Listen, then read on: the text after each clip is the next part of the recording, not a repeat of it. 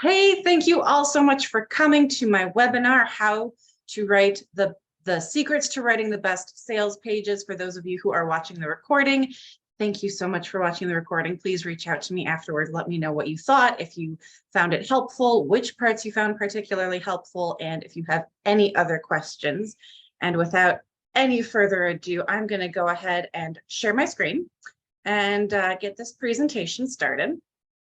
So I wanted to create this webinar just because it is incredibly important. I mean, everyone talks about SEO, right? And getting traffic to their website and how important that is. And yes, it's super important, but what do you do once you get them to your website? Are you able to convert those leads into customers, or at least warm leads, right? Some of you have a longer buyer journey. I know I have a longer buyer journey. I frequently have people come check out my website. Maybe they're not ready to buy yet, but maybe they sign up for my newsletter, right? And then I can kind of lead them through that buyer journey and keep putting content in front of them until they are ready to buy. And when they are, I want to lead them to a sales page. Pro tip. If you're writing a blog post or any other content for your website, buy my stuff or schedule a call with me is not a great call to action, especially if you're in a professional service industry, just because people aren't necessarily ready for that step yet. But leading them to a sales page can be a great call to action, depending on what the blog post is about. If it is targeted towards people who are later in the buyer journey, it can make much more sense to lead them to that sales page, to something specific rather than just, hey, a general, reach out to me, learn about my stuff, let's talk about what I do. It's much more powerful if you can send them to a specific sales page that sells one thing, so they can learn all about that one thing. And then on that sales page at the bottom, you should have your contact information or a link to your contact page. But having a blog post or something where your CTA, that's short for call to action for those of you who don't know, having that CTA go straight to your contact page is not great. So do avoid that on your blog posts. Most of you know who I am and what I do and how I got into this. Those of you who are here now, at least some of you watching the recording might know a little bit about me, or you might know nothing about me. So I am going to go ahead and give you a little bit of history on my background. So I majored in English and psychology, have always loved writing, and was told writers don't make any money, so I should choose a more practical career.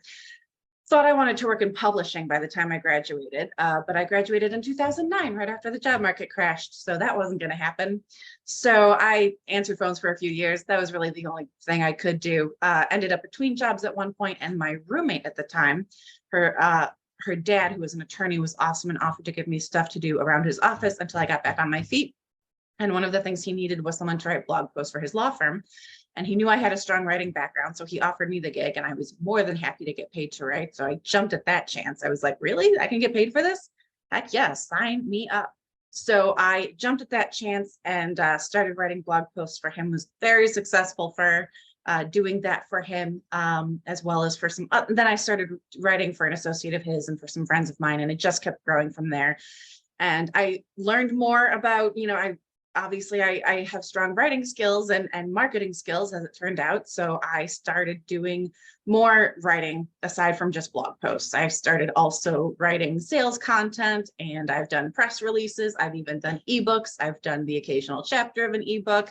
I've written all kinds of content. So I do want to put that out in the world, how people can create great content that actually gets results for their business, because it is so important. So I've talked a whole lot about blogging. I talk about blogging quite a bit, but it's good to focus on the landing pages, the sales pages, because that is also an extremely important part of your content on your website, if not more important than your blog, right? Your blog is beginning of the funnel, early stages of that funnel, but you gotta, if you want to close the deal, you gotta get people in. And now there's a fire truck going by. That's awesome. So let's start with talking about the difference between sales pages versus a landing page. There's a lot of crossover, right? So unlike a blog page, every time you update it, it keeps changing. Every time you put a new post, it should go to the top of that blog page. So that page is constantly changing, Not the case for sales pages, not the case for landing pages. It's you put content up, it's not going to change until you go in and change it. And there's nothing wrong with going in and changing your the content on your sales page or your landing pages. I am constantly messing around with my my content on my sales pages and my landing pages just to see what gets the best results. So don't think once you're done with this that you're like, okay, I'm just going to do everything else and I said to do, and then I'll never have to touch my content again. Always keep track of what works, and keep track if you change something and you get better results and you have fewer people bouncing away from your website, or you get more clicks, then that's great. Do more of that. But if those good numbers that you want to stay up, if they start to go down or vice versa, that's an indication that what you changed does not work and you need to change it back and maybe try tweaking something else. So they don't change. A sales page is designed to sell. A landing page can be designed to sell, but is not necessarily. So this is one of those, like, a rectangle can be a square, but a square cannot be a rectangle kind of things. Does anyone remember that from like junior high geometry? That one kind of messed with my head for a while. It's the same with sales pages and landing pages, right? A sales page or a sales page and a landing is a landing page, a type of landing page, but a landing page is not always a sales page. A perfect example is your homepage, right? Don't sell on your homepage. Your homepage should just be an introduction to who you are, what you do, the people you serve, why they should care, right? So it does have to do kind of a lot, but it should not sell. It should have links to sales pages. It should absolutely have a link to your blog, a link to your about page, so people can learn more about you as a person, who is the person behind this business. That's a landing page. That is not a sales page. When you go and say, have a page that is designed to sell a particular product or service or a package, if you have packages that you're selling, that's a sales page. So that's first and foremost. What are you offering? You have to start with what you're offering and why people should care. I have talked a whole lot about incorporating storytelling into your blog posts. Same goes for your sales pages. You always want to, people buy based on emotions, right? And then we use logic to justify our emotional decision. So you got to tap into their emotions. That is especially important on your headline of your sales page. A lot of people don't think about the headline of the sales page as much as they think about the headline of like their blog post or their email, for example. But it is just as important on your landing page or your sales page, just because people are it's going to be the first thing that they see, and it may or may not determine whether they click through to your sales page. It will certainly determine whether or not they keep reading. So have that headline on point, have it optimized with the right keywords, and then tell a story. Tell people how awesome this product or service is, why you're offering it, what is the problem you are solving, right? People came to this page because they have a pain point. So tap into that pain point, let them know that you understand that pain point, and then say, hey, here's the solution. It's right here. You just got to reach out for a consultation call or a demo, maybe anything like that to, again, get them to take that next step in the buyer journey. Keywords. I didn't want to go into this too much in the last one because I knew I had a whole other slide devoted to keywords. So important. I cannot stress enough the importance of using the right keywords. So, and again, I have a whole other presentation on doing keyword research, so I'm not going to go into it too deeply here, but the basics of keyword research, the first thing is you want to find a content gap. That is when people are searching for a particular keyword. There's not a whole lot of content out there using that keyword, so they're not really finding the answers they're looking for, which means it's a great opportunity for you to rank for that keyword, because if you create content using that keyword, you're going to show up in those searches because it's not super competitive. So that's the first thing you want to look at when you're doing your keyword research. The second thing you want to look at is buyer intent. So, for example, I was talking to someone recently who said that her website for a while was ranking really well for the keyword. It was something like Chicago financial planners for divorced women or something like that, right? It was a really long tail keyword, lots of words in there, but it was very specific. Anyone who is looking for that is looking to hire someone, right? They're not trying to figure out, what do I need to do with my finances when I'm getting divorced, or how do I know if I'm getting divorced or if I should get divorced, right? They're not looking for that information. They are ready to hire. They need a financial planner to help them right now or in the near future. So when you're talking about keywords for your sales pages, whether it's a product or a service, you want to make sure it is a keyword that people are using when they are looking to buy that thing. Again, lots of us have long buyer journeys. Most of the people who find me via networking, via events like this, or referrals.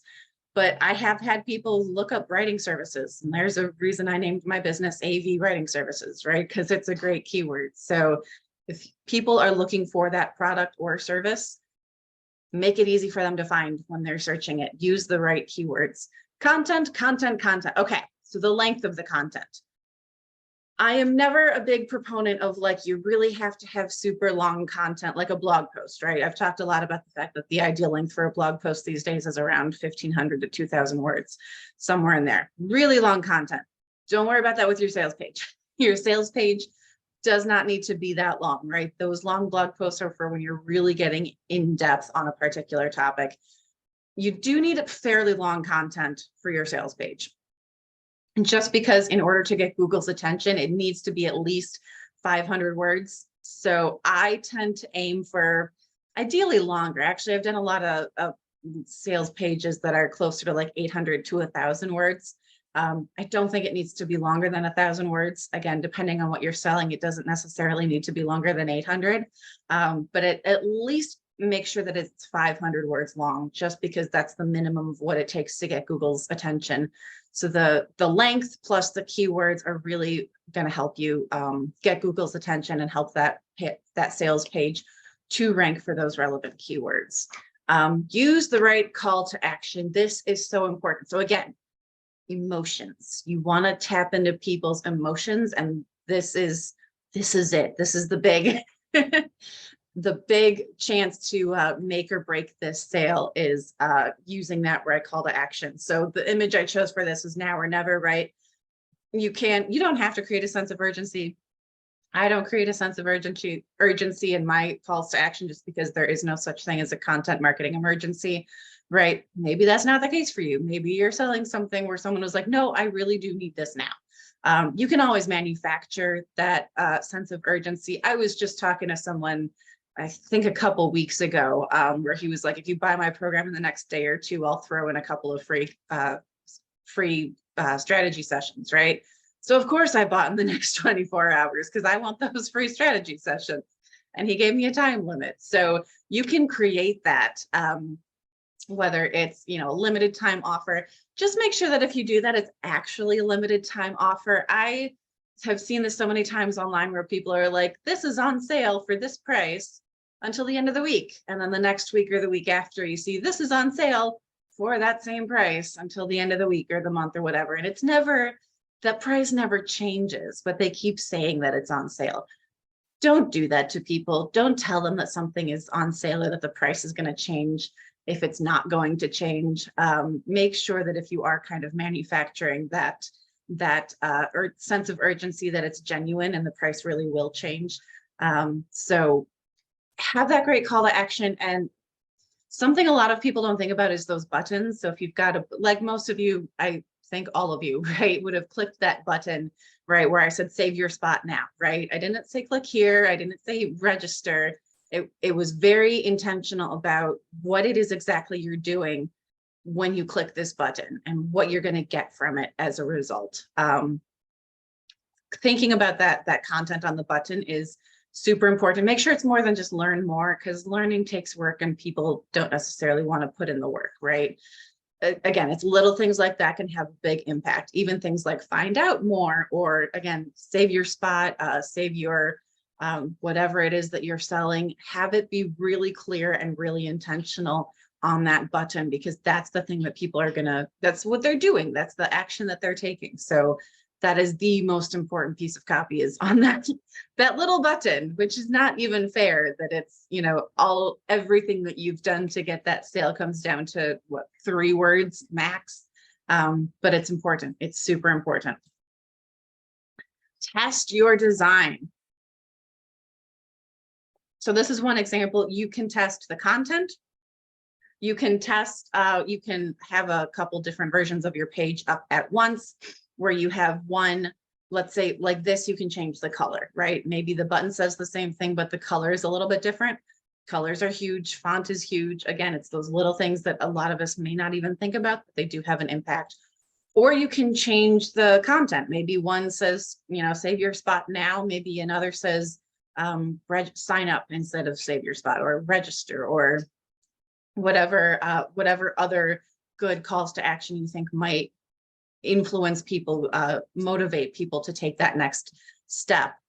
Absolutely test that. Just make sure you're testing one thing at a time. So if you test the design, test the design, and then leave the content for later. And then once you've settled on your design, then you can test the content. And this is not just your buttons. This is true for all of the content and the entire setup of your sales page. You can tweak all kinds of things and have this A/B testing running to see which one gets the best results. And then perfect your headline. Again, so important. Headline has to have awesome keywords. It has to tell people what they can expect, obviously, right? Again, don't try to be too clever with your headline, but because you do want to tell people what they're going to get and why they should click through and read the rest of this content. So that keyword should be in there. You know, what is the product or service that you are offering? And then ideally an emotional component. What are they going to get out of it once they buy? I mean, if they buy, but think of it as, you know, when they buy. Formatting, use bullet points.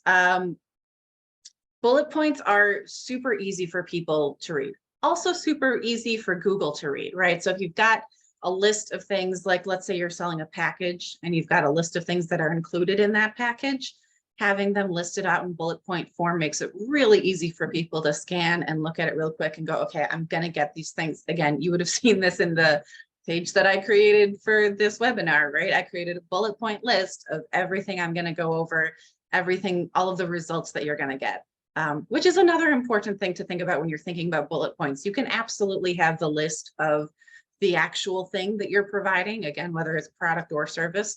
Maybe you want to have a separate list of these are the benefits. This is what you're going to get out of it. This is how you're going to feel when you're done with this webinar or using this product or whatever it is that you're selling. So Google also loves bullet points and lists because it makes it really easy for Google to scan that and figure out what your content is all about. If you ever see Google, when someone searches something and Google pops up, sometimes it'll show a snapshot of the content on a page without making you click through to the page. Usually that snapshot is a list because it's really easy for Google to say, here, this is what it's about. So bullet points make things so much easier for your readers and for Google. And I did not mean to do that, but that works. Make sure it's mobile friendly. It is the year 2023, people. This has been 10 years now that I think about it. Oh my gosh, I think it was 2013. It's either 2013 or 2014 that Google said everything needs to be mobile friendly in order to rank for searches. So I am constantly amazed when I still see people creating websites that are not mobile friendly. If you are having someone else create your website for you, it should be automatic that it's mobile friendly. Check to make sure that it's mobile friendly. Don't just take their word for it, but actually go in and check and make sure on your mobile device, on your tablet, on your iPhone, on an Android, if you can, check on as many different devices as you can, just to make sure that they are all showing up as clearly as possible, so you can use your website and make sure your website is usable and people can navigate on your website on mobile devices. I know I've had that problem on one of my other websites that I just have for fun, but when you get on mobile, it's hard to click through. I mean, it's doable, but it's a little tricky because you got to real quick click on the menu and then click on the page that you want. So if that's happening with your website, talk to your website developer, make sure that's not the case. It should be your website developer or host that makes sure that it is mobile friendly. So if it's not, talk to them. And I lost it. Now it doesn't want, there we go. Images and videos, especially if you have a product that you are selling, having a demo video right there on your sales page that tells people how to use it, super helpful. Take advantage of those videos. Images are always a good idea, even if it's just one image at the top. It gives people a good idea of what it is you're selling.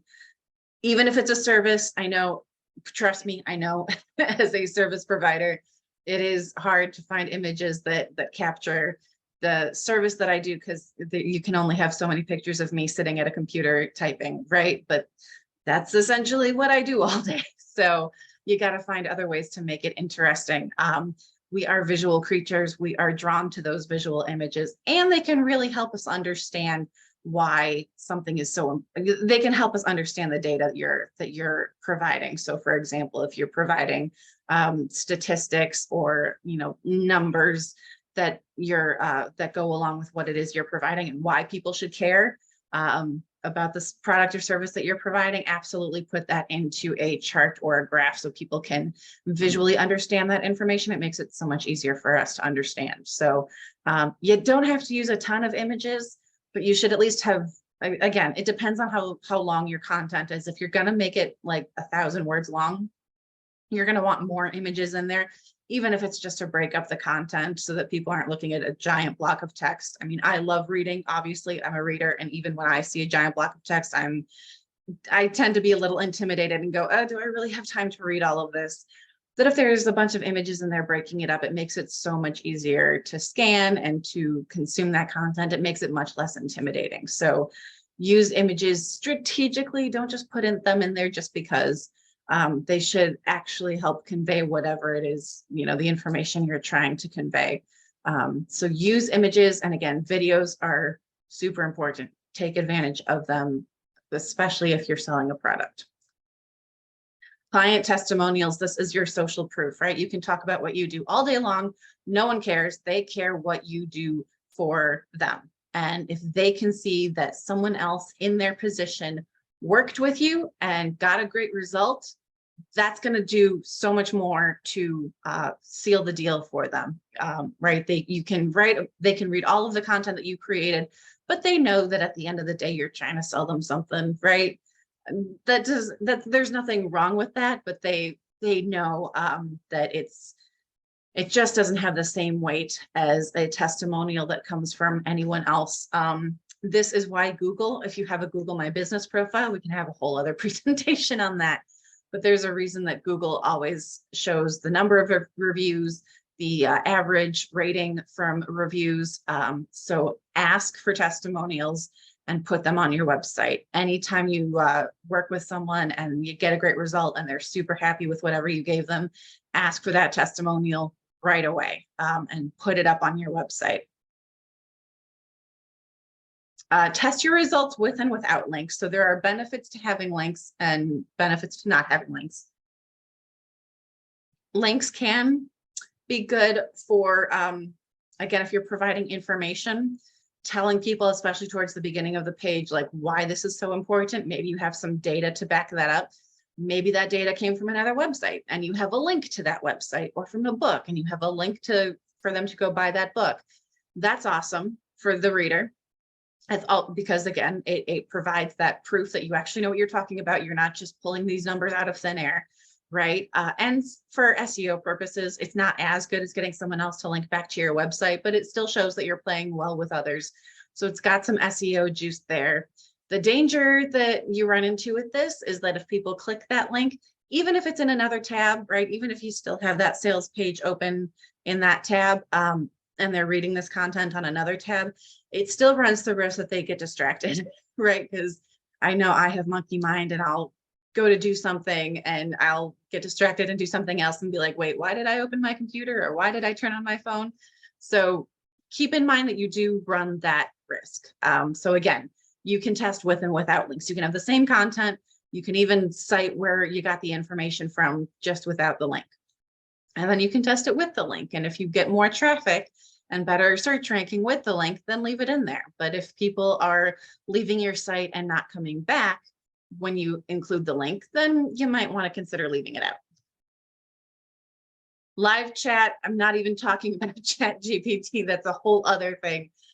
But live chat on your website really does a lot to increase engagement, especially when it comes to those frequently asked questions. You can you can program it with a bunch of those frequently asked questions, so that when someone visiting your website asks a question that you get for the millionth time, right, they can absolutely, your little live chat thing can answer it for them. Now they've got the answer they need, they can move on to hopefully to the next stage of the buyer journey. If they decide not to work with you, maybe they were never your ideal client, and that's fine. And if they ask a question that you don't hear a lot and it's not pre-programmed, you can have it programmed in there to, I don't have the answer. Maybe you should schedule a call with so-and-so. Here's the link to do that. So make it super easy for them to take that next step in the buyer journey, and make it clear that it's not a sales call, right? This is just answering some questions. If they decide it's great for them, then great. But if not, maybe you need something else. So that's fine. Exit in 10 pop-ups. Okay, I know we all hate pop-ups, but they work. There's a reason that everyone and their aunt uses them, right? It's because they work. The way I get around doing this, while I have my pop-up on my website, it has gotten business for me, right? That's why I'm leaving it up there, but I don't ever want to interrupt someone using my website. So I have it so that if their cursor hovers over the top of the browser, that's an indication that they're trying to leave my website, and that's when the pop-up appears. So it's not interrupting them using my website. They're probably going to head out anyway. It's just a way of going, hey, before you go, is there a question I can answer for you? Or do you want to sign up for my newsletter? Do you want to download XYZ? Always give them a reason with that exit intent pop-up. Just, like this image I have here, don't leave yet. Don't just say in the pop-up, don't leave yet. That sounds desperate. No one is going to buy from that. But what you can do is say, hey, before you go, I have something you might be interested in. It should be something free, or at the very least low cost. Maybe tell them they can buy your book or something if it's for a few bucks. But ideally, if they're trying to navigate away from your website without buying something, offer them something for free, usually to try to get them onto your email list, right? So it will cost them that email address of theirs in order to get the free download, but make it really clear that this is what's going to happen. If you give us your email address, you're going to be signed up for the newsletter. And I have gotten people on my newsletter, and I have gotten clients this way. So yes, it works. Again, as long as you make sure that the call to action, it all comes down to that call to action. Make sure it's really powerful. Have an FAQ section to address objections. Again, those questions you hear every time you have a sales call, every time you're at a networking event, every time you're at a cocktail party and someone asks what you do and you tell them, and they have the same questions you've heard over and over. Having an FAQ section on your sales page right there to address all those objections and say, I know you're worried about this, but you shouldn't be. Here's why. That can, again, it does so much more to help convert those leads, because people can be sitting there going, oh yeah, that sounds great, but I don't know, is this really for me? Or is it worth the investment? And again, whatever those common objections you hear, you can answer them right there on the sales page. An example of this I do for my newsletters, which I think I forgot to do for this one actually, but I've done for others, is the fact that it's recorded, right? So a lot of people look at the time and go, oh, I can't make it, I have a conflict at that time. Well, it's recorded, so sign up anyway, and you'll automatically get sent a link to the recording. You don't have to worry about it. So have a section that answers all those objections so that they can go ahead and buy. Use social media share buttons. Every time someone buys from you, especially with a product or a service, and yes, I have absolutely used these, where I buy something and I do want to help promote it. So I say, hey, guess what I just bought? This is super fun. I'm really excited to wear this shirt or use this mug or whatever it is I just bought. So absolutely encourage people to share on social media. This is after they have already made the purchase. It's like those testimonials, right? Because you're not telling everyone that, people are buying your stuff. You are getting in front of their audience. So it's not just your audience. This is everyone. Then you absolutely can and should share that post on social media so that your followers can also see it. But now you're getting in front of all of their followers and all of them can see it. So absolutely take advantage of that. Those share buttons. And that is it. That is everything that I have for you today. If you have any questions, feel free to ask now. This QR code leads to having a consultation with me. So if you are interested in learning more about what I do and how I help the people that I help, absolutely scan that, make that free call, and we can go ahead and have a conversation. And with that, I will leave this up for a little bit, but if you have any questions, now is the time to ask. Yolanda, I see your hand is raised. Yes. One of my questions was the length of the, what do you see as a good length for the sales page? Because I've seen some, it's just a one pager. And I think the reason that I had the question is when you got to the FAQ, I was like, okay, so we should be paying attention to the length and breadth of our page because it's not a full website. So what do you think is kind of like an idea for us to be thinking about? Yeah, definitely keep it all on one page unless you have multiple. Like I have a sales page for each of the services that I provide. So I'm not going to put it all on one page because that's way too much. So for each of your services, have it be just one page, and around 800 to 1,000 words for a sales page is the sweet spot. Again, depending on your product or service.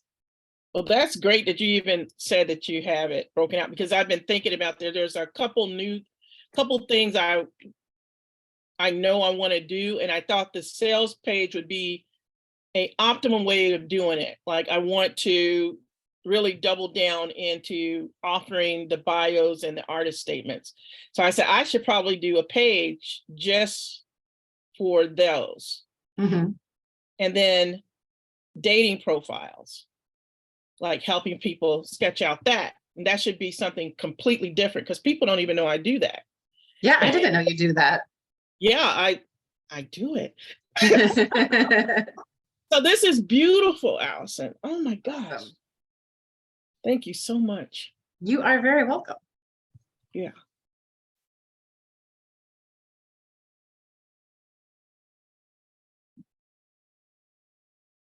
Any other questions? Well, I can ask one more. Tell us some horrible ones you've seen. What made them horrible? That's a good question. I don't know if I can think of any horrible ones that I've seen recently. I will say that I don't know if it was my page that was really bad, but I did have a drop-down menu of my services on my website for a while. And the drop-down menu just kept getting longer and longer. And it got way out of hand. And it was to the point where like, I knew it was a problem and I knew it needed to be resolved. And finally I was in a coaching session with my coach and she was like, yeah, you got to do something about this now. So that was not great. Don't, try to keep it to like 3 if you can. Mm-hmm. Don't overload people with all the different things to offer. That even brings up another thing, like how do you manage? So if someone like you has different sales pages for different services, what's the management of that like for you? So the way I ended up doing it is that I wouldn't say I unpublished them. The pages still exist. You can still click the link and access those pages. I do still kind of rotate through different topics that I cover on my blog. And then at the end of the blog, I say, hey, if you need someone who does this service, I do this, and I lead them over to that page. But I don't have the pages listed on my menu anymore. Okay. I think I do have like one sales page that's not great. And it's just basically a list of all of the services that I provide. I use that more for my own reference than for other people to use, just so that then I can find those pages when I need them. but yeah, I kind of broke it down into like, well, I help people grow their audience and I help people build their audience. And then there's the DIY resources. And then there's the about me and there's the speaking that I do. So I kind of broke it down into categories of like, if you know if you're just starting out and you need someone to grow your audience, that's what I do. If you are working on growing your audience and now you need to build it up and nurture that audience, then these are the services that I provide for that. And if you need someone to come in and talk to, or if you can't afford to hire someone right now, you're doing this DIY, here's all the DIY resources. Okay, that's splendid, because I think like email accounts, it could be something that becomes a juggernaut for us. Mm-hmm. And just, building a bunch of stuff and then it just losing control of that content in some kind of way, or management of it. I think a lot of us don't start things because we know the maintenance of something can be overwhelming. Yeah. And so it was so good that you said you only have so many tabs on your site, and then you built out these different sales pages for each of these aspects. And that's great value for coming to the event today, just to hear those little nuggets. So I'm very grateful. Good. I'm glad. Oh, I guess that was a testimonial. Awesome. Yeah, I'm going to pull out that clip and share it. Well, I'm the quirky one in the audience. The light bulbs are always going on and off. But thank you again. Of course. I don't think you're all that quirky. Yeah, I think you're in good company, Yolanda. I think you're in pretty good company. It's interesting because Ellen, thank you. I came here thinking about landing pages, because I have a similar philosophy on how to do those. But now I'm sort of rethinking. I work with a lot of different kinds of clients, and then sort of how to understand. I was thinking about the avatar of the person who's coming to the site, why they showed up to begin with, et cetera, what they're trying to find out. So what that point of entry looks like. Yeah. But now I'm sort of thinking about so many things are just so complicated. Mhm. And, God, if I get overwhelmed, I just leave. Like I really do. So why am I not following my own advice there? So I'm going to look at a client's website this afternoon as homework with a fresh eye. And I really Awesome. appreciate that. Yeah. Thank you. You're very Thanks. welcome. Awesome. Well, if no one else has any questions, we can go home. Wait, I'm I already don't want here. to like cut anyone off. If anyone has a question, feel free to. Nice to meet everyone, and thank you for your loving service to us. I know we all appreciate you, Allison. Well, thank Absolutely. Okay. Thank you. Have a happy day, y'all. You you. Thanks, too. you Bye-bye. too.